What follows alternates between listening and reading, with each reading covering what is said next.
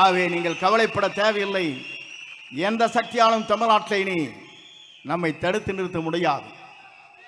அவர் வருவதை எந்த சக்தியாலும் தமிழ்நாட்டின் மண்ணிலே அவர் முதலமைச்சர் ஆவதை எந்த சக்தியாலும் தமிழ்நாட்டிலே நிறுத்தி விட முடியாது. அதைத்தான் இங்கே காணுகிறோம். நமக்கு கிடைத்திருக்கிறது விசில் சின்னம். நாம் எச்சரிக்கையாக இருக்க வேண்டும்.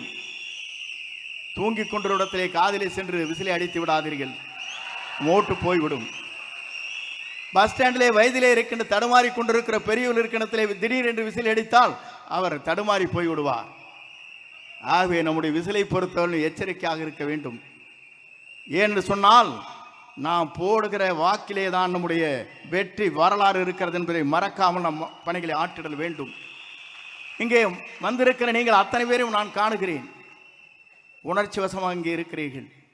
1000 கொடுத்து அங்கே கூட்டுகிறார்கள்.